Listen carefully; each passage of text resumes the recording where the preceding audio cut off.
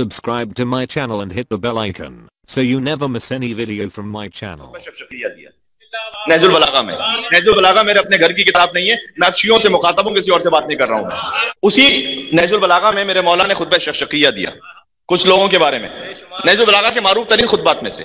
अच्छा, वैसे जो नहजुल बलागा है ना, उसे आप खुतबा शफ़क़िया के अलावा पढ़िए तो उसका मजहब पता नहीं चलेगा इतनी आसानी से। सैयद रज़ी ने खास खुतबा शफ़क़िया को शामिल किया ताकि पता चले कि किस मजहब की किताब है।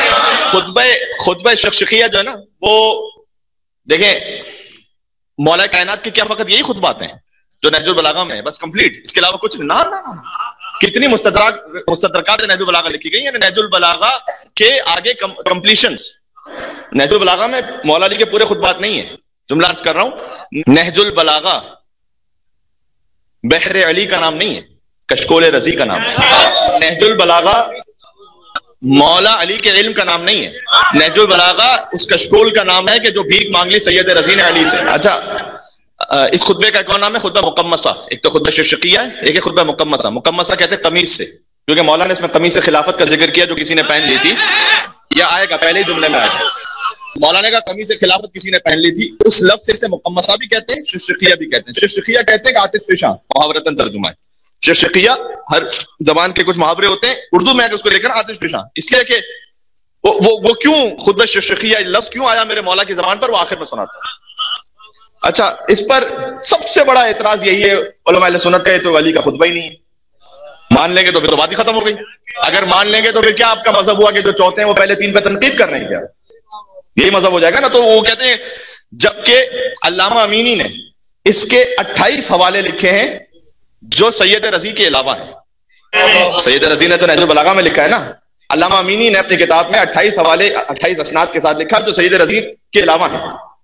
सैयद रज़ी की जो विलादत है वो 359 हिजरी है, और उनकी दुनिया में आमद से पहले की किताबों में ये खुतबा मौजूद है। ये बात काफी है। अच्छा, खुतबा दिया कहां था मेरे मौला ने? शेख मुफीद ने लिखा है कि ये खुतबा मेरे मौला ने दिया था मस्जिद कूफा के सहन में, जैसे रहबा कहते हैं। रहबा वो मकाम है जहां मेरे मौला मस्जिद कूफा के दरमियान खुतबा देते थे। इसीलिए जब मोमिनीन को तक़िये से बात करना होती थी तो वो तक़िये में मौला अली का नाम लेते थे, साहिबुर रहबा। रहबा के खुतबा देने वाला अली। तो मेरे मौला ने वहां मस्जिद कूफा में खुतबा दिया। अच्छा, ये दिया कब है? ये जंग नहरवान के बाद है, इसलिए कि इसमें जंग नहरवान का भी जिक्र मौजूद है, यानी मौला कायनात की जिंदगी का आखिरी साल है। उसमें मेरे मौला ने खुतबा दिया। एक दलील और भी है, सैयद रज़ी ने अपनी शायरी भी की हुई है। अगर सैयद रज़ी का अपना कलाम है तो मिलाकर देख लीजिए। जो लफ्ज शनास होते हैं ना, वो समझ लेते हैं। बात वाज़ेह हो रही है? यानी मतलब खुद ही को कर बुलंद इतना कि हर तकदीर से पहले खुदा बंदे से खुद पूछे बता तेरी रजा क्या है। ये गालिब का शेर हो ही नहीं सकता, ये क्योंकि गालिब का ये मिजाज नहीं है, ये इकबाल का शेर है। लफ्ज बतला रहे हैं कि इकबाल का शेर है। हजारों ख्वाहिश ऐसी कि हर ख्वाहिश पे दम निकले, बहुत निकले मेरे अरमा लेकिन फिर भी कम निकले। ये मोहसिन नकवी का शेर नहीं हो सकता, ये गालिब का शेर है, इसलिए कि मोहसिन नकवी का ये मिजाज नहीं है।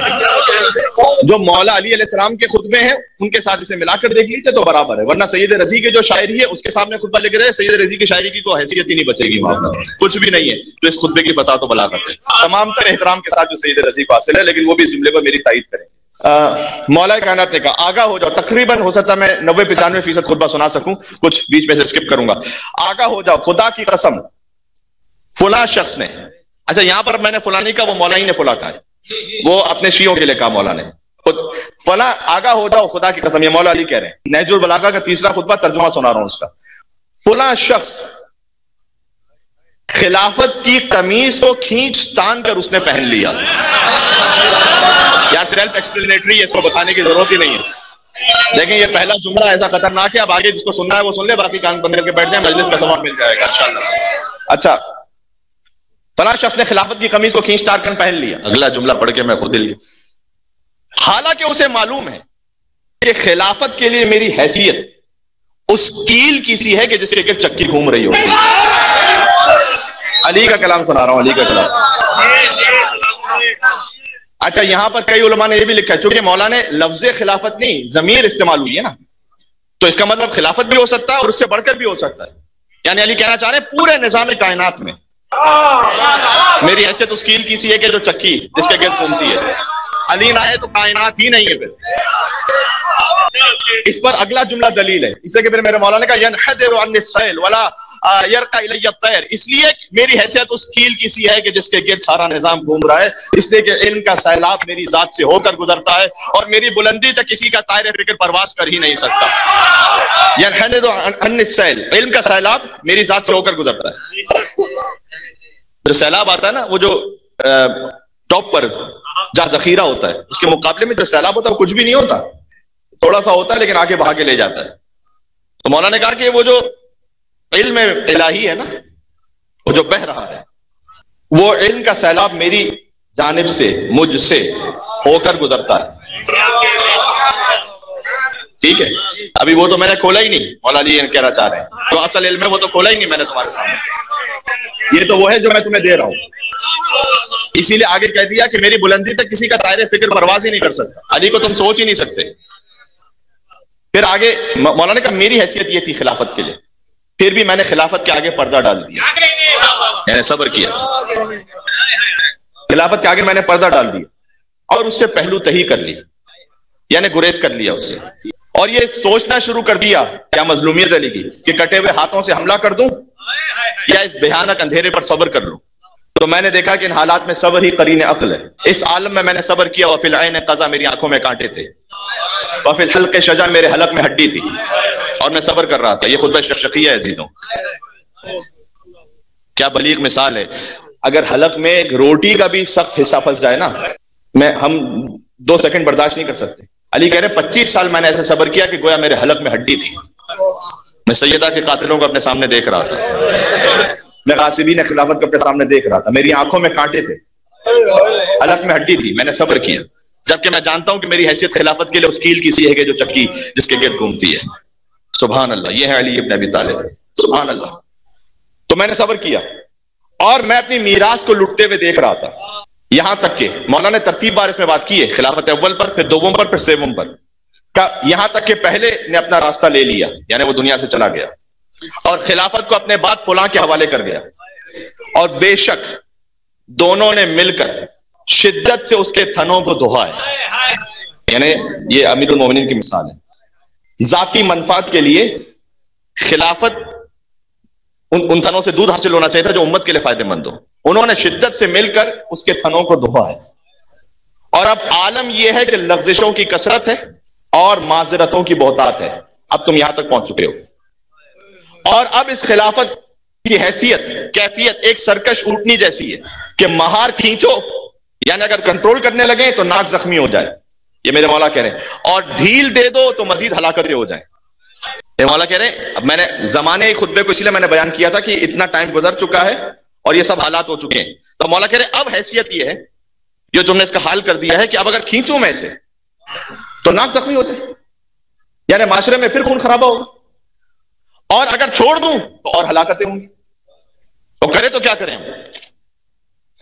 خدا کی قسم میرے مولا کہہ رہے ہیں لوگ ضلالت، سرکشی اور بے راہ روی میں مبتلا ہو گئے، اور میں نے بھی سخت حالات میں بہت صبر کیا، طویل مدت تک میرے مولا نے کہا میں نے صبر کیا، بس میں پھر مولا نے کہا دوسرا بھی چلا گیا اور خلافت کو ایک جماعت میں قرار دے دیا، یعنی کبھی جماعت فیصلہ کرے گی شورا 6 افراد کی، اس میں مولا علی کا بھی نام تھا۔ جب دوسرے بزرگ دنیا سے چلے گئے تو انہوں نے 6 افراد کی کمیٹی طے کی تھی کہ تم آپس میں خلیفہ طے کر لینا، اس میں مولا علی کا بھی نام رکھا ہوا تھا، ٹھیک ہے، اس کی بھی مصلحتیں ہوتی ہیں کہ جو سخت ترین دشمن ہے اس کا نام بھی اس میں اس لیے دے دو کہ بعد میں سارا زمانہ ہی کنفیوز ہوتا رہے کہ بھئی حقیقت کیا۔ اچھا اس میں کون سے مولا نے تو ذکر نہیں کیا، لیکن مثلا مولا علی تھے، اس میں خلیفہ سیوم ہیں، عبد الرحمن ابن عوف ہیں، سعد ابن ابی وقاص ہے، طلحہ ہے، زبیر ہے، یہ 6 لوگ ہیں۔ مولا نے کہا کہ اس شورا کے نام سپرد کر کے چلا گیا، میرا نام بھی اس میں شامل کر کے۔ اے آپ کی توجہات، مولا نے کہا مجھ میں کون سا عیب تھا کہ مجھے ان لوگوں سے ملا دیا تم نے؟ مجھ میں عیب ہی کون سا تھا کہ مجھے تم نے ان لوگوں کے ساتھ ملایا؟ اور میری فضیلت کے بارے میں شک ہی کب تھا کہ ان کی فہرست میں میرا نام شامل کر دیا؟ پھر بھی میں ان کے ساتھ چلتا رہا، بہت گنجائش ہے کہ یہاں پہ بات ہو سکے لیکن میں وقت نہیں ہے، پھر بھی میں ان کے ساتھ چلتا رہا، لیکن ایک شخص نے اپنے کینے کی وجہ سے، اپنے بغض کی وجہ سے جو اسے مجھ سے تھا، وہ مجھ سے منحرف ہو گیا کہ کوئی خلیفہ بن جائے علی کو تو نہیں بننے دوں گا۔ یہ تیسری خلافت کی بات ہو رہی ہے، یہ کون ہے؟ یہ سعد ابن ابی وقاص ہے، اسی کا بیٹا عمر سعد ہے. سلسلے وار سلسلے دشمنی آپ کو سمجھ میں آ رہی ہے؟ جو علی کے دشمن تھے انہی کے بچے حسین کے دشمن تھے. پھر بھی کہتے ہو کہ شیر و شکر تھے، کوئی شرم نہیں آتی کسی کو بات کرتے ہوئے. سعد ابن ابی وقاص اور اس کی ماں جو ہے وہ بنی امیہ سے. تو مولانا نے اس کی طرف اشارہ کر کے کہا کہ یہ وہ شخص ہے کہ اس نے تو اس کے دل میں اتنا کیا تھا میرے لیے، اس نے کہا علی کو تو میں نہیں بننے دوں گا. دوسرا دامادی کی طرف جھک گیا. عبد الرحمن ابن عوف یہ داماد ہے خلیفہ سوم کا، وہ اپنے ان کی جو بہن ہے اس کا یہ شوہر ہے. اور کچھ ناقابل ذکر اسباب بھی تھے، یہ میرے مولا نے کہا. کچھ ایسے اسباب بھی تھے کہ جن کو میں مولا کہہ رہے ہیں کہ میں نہیں کہنا چاہتے ہیں، کہ جس کے نتیجے میں تیسرا شخص، اب یہ تیسری خلافت کی بات ہو رہی ہے، پیٹ پھولائے اٹھ کھڑا ہوا. کیونکہ اس زمانے میں فائنینشل سچویشنز کیا تھی اس طرف میرے مولا کا اشارہ ہے. اور اس کے ساتھ خاندان والے بھی کھڑے ہو گئے جو مال خدا کو ایسے ہضم کر رہے تھے جیسے اونٹ بہار کی گھاس کو چر لیتا ہے، ایسے کھا رہے تھے. وہ نکال دو نہج البلاغہ سے اس خطبے کو اگر نہیں ماننا تو. یہ نہج البلاغہ کہ وہ مال خدا کو ایسے غصب کر رہے تھے جیسے اونٹ کو بہار کی گھاس میں چھوڑ دیا جائے تو جیسے وہ چرتا ہے. یہ میرے مولا کہہ رہے ہیں نہج البلاغہ میں. اس کے بعد لیکن اس کی شکم پوری نے اسے منہ کے بل زمین پہ گرا دیا. اور جب وہ بھی گزر گیا تو لوگ میرے گرد بکریوں کے گلے کی طرح ڈھیر کا ڈھیر لگا کر کھڑے ہو گئے. اے علی اب آپ بن جائیے، سنبھال لیجیے. اب آئے علی کے پاس. ٹھیک ہے، اس شدت سے ہجوم تھا کہ حسن اور حسین کچلے جا رہے تھے لوگوں میں. یعنی اتنے لوگ بھیڑ بنا کر آ گئے تھے کہ علی اب آپ سنبھالیں. بسط تمہارے بسط اسرار میں نے خلافت قبول کر لی. آئے کیا کیا کہوں یہاں پر. علی نے جب خلافت قبول کی نا، پہلے تو علی نے کہا کہ تمہاری دیوی خلافت کی حیثیت، اس کرسی خلافت کی حیثیت علی کی نگاہ میں اس پھٹی ہوئی جوتی سے زیادہ حقیر ہے. سن لینا آخر تک جہاں جہاں تک مجمع موجود ہے. کیوں علی نے کہا تھا کہ اس پھٹی ہوئی جوتی سے زیادہ حقیر ہے؟ اس لیے کہ خلافت کی کرسی پر حق بھی آیا تھا، باطل بھی آیا تھا. اس جوتی میں سوا حق کے قدم کے کوئی اور آیا ہی نہیں.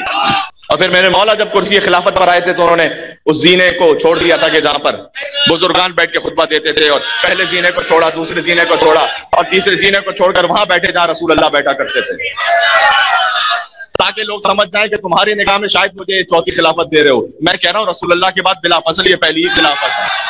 گنجائش بہت ہے بات کرنے کی، میں خطبہ مکمل کرنا چاہتا ہوں. میرے ساتھ آپ آخر تک ہیں میرے ساتھ انشاءاللہ. ٹھیک.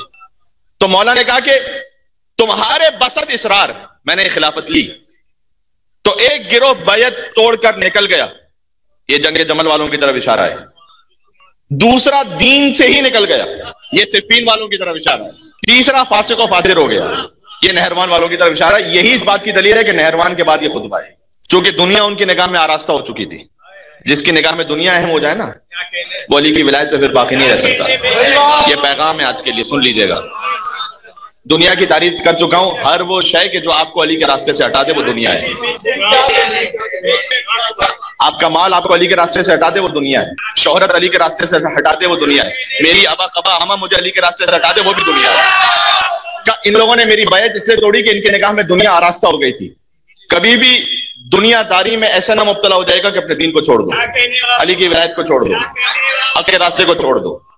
یہ پیغام ہو گیا. علی کے خطبے سے بڑھ کے کوئی پیغام ہو نہیں سکتا. اس کی چمک دمک نے انہیں گمراہ کر دیا. اس خدا کی قسم، خطبہ مکمل کرو، جس نے دانے کو شگافتہ کیا اور ہر ذی روح کو خلق کیا. اگر لوگوں کا ہجوم نہ ہوتا اور انصار کی حجت نہ ہوتی اور اللہ نے اہل علم سے یہ عہد نہ لیا ہوتا کہ خبردار جو ظالم شکم پوری کرے یعنی کرپشن کرے، اشارہ مولا کا کسی کی طرف ہے، اور مظلوم اگر بھوکے رہیں تو چین سے نہ بیٹھنا. اگر اللہ نے مجھ سے عہد نہ لیا ہوتا، کیونکہ اللہ نے مجھ سے عہد لیا تھا کہ اگر وہ ظالم ظلم کر رہے ہیں اور مظلوم بھوکے رہنے پر چین سے تو بھوکے ہیں تو خبردار اے علی. گویا میں اب اس کو تشریح کر رہا ہوں کہ اللہ نے عہد لیا تھا کہ چین سے نہ بیٹھنا. اگر یہ عہد نہ لیا ہوتا تو میں خلافت کی رسی کو اسی کی گردن پر ڈال کر وہیں ہنکا دیتا آگے. اور جاؤ، اس اونٹ کا مجھ سے کیا کام ہے جس پر تمہارے لوگ بیٹھے، اس کا مجھ سے کیا کام ہے؟ خلافت کی رسی کو اسی اونٹ پر اسی کی گردن میں ڈال کر ہنکا دیتا میں اور آگے بڑھا دیتا. آخری جملہ ہے اور بہت اہم ہے، میرے ساتھ ہیں آپ. اگر اللہ نے یہ عہد نہ لیا ہوتا تو میں خلافت کی رسی کو اسی کی گردن میں ڈال کے ہنکا دیتا اور اسے آگے بڑھا دیتا. چونکہ خدا کی قسم تمہاری دنیا کی حیثیت علی کی نگاہ میں بکری کی چھینک سے بھی زیادہ حقیر ہے.